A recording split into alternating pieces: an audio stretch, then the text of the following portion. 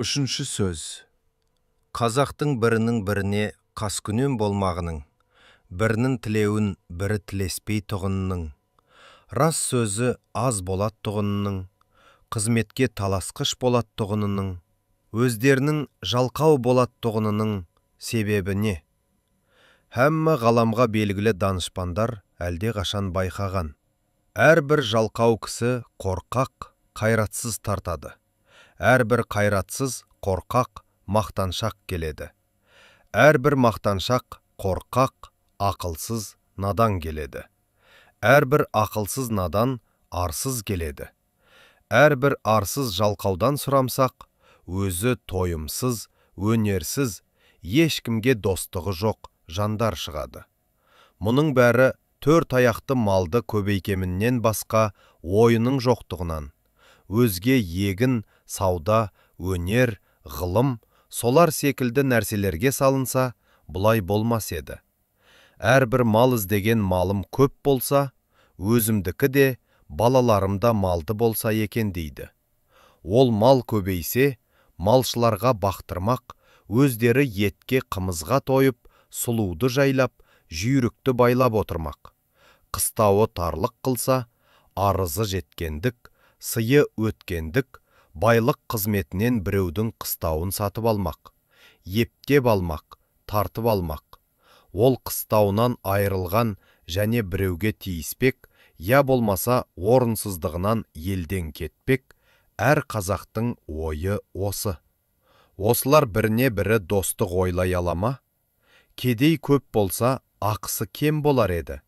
Малдан айырылғандар көбейсе, қыстауы босар еді деп.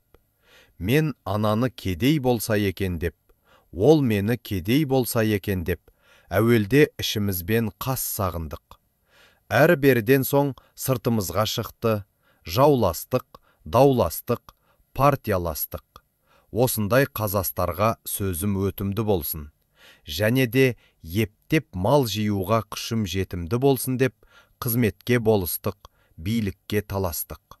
Сонан соң, не момынның баласы бөтен жаққа шығып, еңбек қылып мал іздемейді, егін сауданың керегі жоқ болады. Өз басын өзі осындай таласпенен кісі көбейкеміз деп партия жиғандардың бүгін біреуіне, ертең біреуіне кезекпен сатады да жүреді. Ұрлар тыйылмайды. Ел тыныш болса, оның ұрлығын ешкім сүйемес еді. Ел екі жар болған соң, кім ант ішіп ақтап, арамдығын жақтап, сүйеймін десе, соған жақ болып сүйеніп, бұрынғыдан ұрлығын әлденеше есе асырады. Елдегі жақсы адамдардың бәрінің үстінен бекер, өтірік, шапты, талады деген әртүрлі уголовный іс көрсетіп, арыз береді. Оған дознание, тергеу шығарады. Өтірік көрмегенін көрдім деуші куәлар да әлде қашан дайындап қойылған, бағанағы жақсы адам сайлауға жарамас үшін.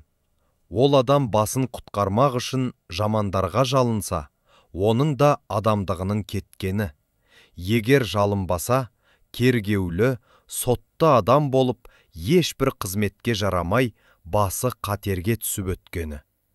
Ол болыс болғандар өзі қулық, арамдықпенен болыстыққа жеткен соң, момынды қадірлемейді. Өзіндей арам, қуларды қадірлейді. Өзіме дос болып жәрдемі тиеді деп, егер қас болса, бір түрлі өзіме де залал жасауға қолынан келеді деп. Осы күнде қазақ ішінде ісі білмес, кісі білер деген мақал шықты. Оның мәнісі, ісіңнің түзулігінен жетпессің, кісіңнің амалшы, айлалылығынан жетерсің деген сөз. 3 жылға болыс сайланады. Әуелгі жылы, сені біз сайламадық па деп, елдің бұлданғандығымен күні өтеді. Екінші жылы кандидатпенен аңдысып күні өтеді. Үшінші жылы сайлауға жақындап қалып, пағы болыс болып қалуға болар мекен деп күні өтеді. Енді несі қалды?